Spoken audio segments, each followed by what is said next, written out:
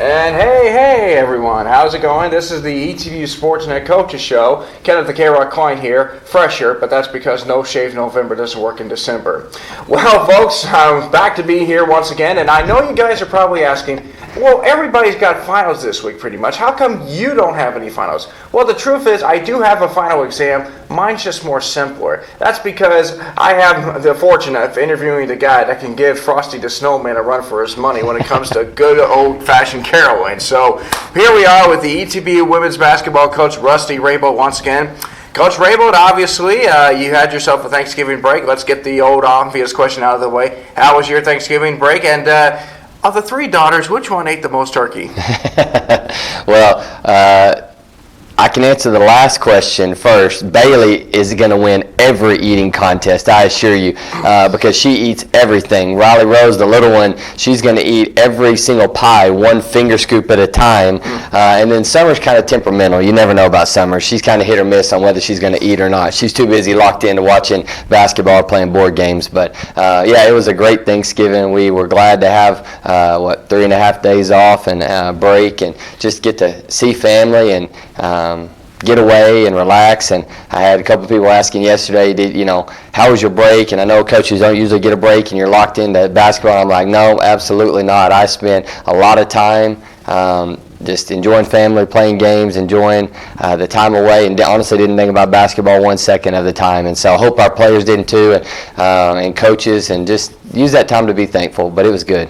Absolutely, Coach. And probably it was a good time as well for the break because obviously you were coming off a game against Hendricks where, you won the game pretty handily, but also the fact that it kind of put you at an even record. Given the fact that this non-conference schedule has been a good challenge, let's just put it that way. Obviously, you're facing off against some of the nationally ranked teams, and of course, you're facing some good competition, but a good break for the players, and especially after a win like that.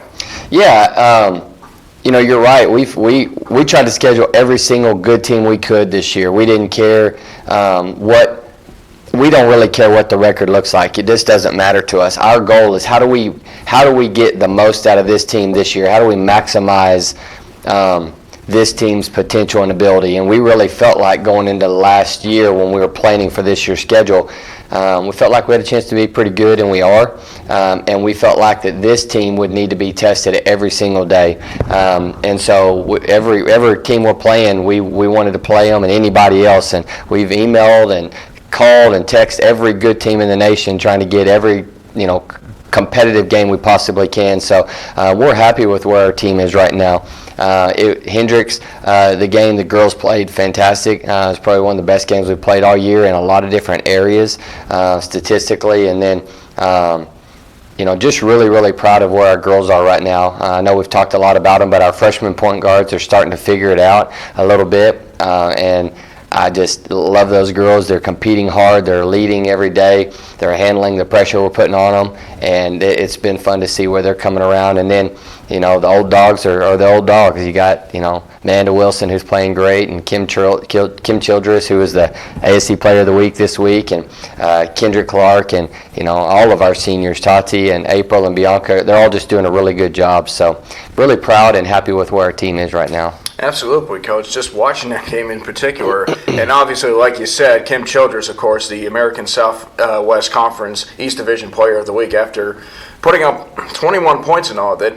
I mean, obviously, we know that she can, she'll have her moments where she'll have her good games as well, but she's just, I feel like with her, she's just been kind of more well-rounded, so to speak, whereas 2 years ago, she might have been the go-to scorer and all that. We're starting to see her become more effective in all areas, not the passing game, the shooting game, and also the defending game as well. Well, that's the thing about it that I don't think Kim gets enough credit for in our league and nationally, to be honest with you, is Kim could score and lead the league in scoring if we played the way most every other team plays, where they're playing, everybody's playing their starters 30, 35 minutes a game. We just don't do that, really. We never have done that. And so, but Kim has led us in, right now, I looked yesterday, she's not leading us in scoring, I don't think, at this point. I think Kendrick's still doing that, but Kim's leading us in like 4 categories. So it's like steals, assists, rebounds, turnovers, but like she's doing a heck of a job. And the thing that Kim has done in 2 areas this year better than anybody I've ever coached is she is passing the ball so well from that 4 spot, kind of that point forward spot. I mean, she'll bring the ball up the floor for us as the point guard at times, and she's facilitating the offense, but she's not taking bad shots. She's really, really distributing the ball, throwing good skip passes and post-entry passes. And then the other thing is Kim's not a great athlete, but she is an elite defender. She is always in the right spots, very great with her technique, she blocks out well, she rebounds well, can start the break. She just does a lot on the defensive end that, as much as everybody sees the offensive statistics, you can't replace her defensively. Absolutely, Coach, and as long as you can kind of maintain her ego just to where she can stay focused with the team over the next couple of weeks. Well, this is a very interesting week considering the fact that immediately after Thanksgiving, you got to hit the books and you got your finals and all that. And so with no real competition until next Monday where you travel to Jackson, Mississippi to take on Millsaps at 1 p.m., I mean, how do you handle the fact that you got to worry about the students as far as their academics are concerned, especially for a time like this when they need to pass their grades in order to move on to next semester, with an opportunity to graduate from here with a good degree? Well, we don't. Nothing really changes. It's finals week, but it's just business as usual for us. We talk about it all year long. I mean, we want to put kind of life into a couple different boxes. You have your academic performance, you have your athletic performance, you have your spiritual growth, which is the major emphasis of what we do, and then the relational growth as well. And so those 4 boxes, we are always trying to make contributions and impact in those 4 areas. And so yes, it's finals week, but it's just another week because we really try to put immense pressure and focus on every week academically, every week athletically, every week spiritually, and obviously we put an extreme importance on the relational part of things. So, but you're right, without having a game and an opponent, this week, the competition is us against us. I said that multiple times in practice yesterday. Like, we have ratcheted up our conditioning. The girls that could attest to that. We played last Tuesday against Hendricks, and then Wednesday morning we had a 3-hour strength conditioning session, and the girls were dead tired, but they killed it. They attacked it. It was awesome to see their attitude and their effort. We did the same thing yesterday. Came back after 3.5 days of turkey and dressing and being off, and we had the hardest, most intense conditioning and practice we've had all year long, on top of an hour of weights before that, and so plus finals and everything. But these girls are amazing. They just handle it with such class and honor and commitment. And so that's truly what makes this team special. And again, when we say, we went out and scheduled the toughest opponents to challenge us athletically, well, I was talking to Sydney Johnson yesterday, and she's a freshman, biology major, wants to be a doctor, said that she had I think it was 100 or 150 question biology test final yesterday. On Monday, the first day back from Thanksgiving, that was, I think, 100 or 150 questions, all fill in the blank.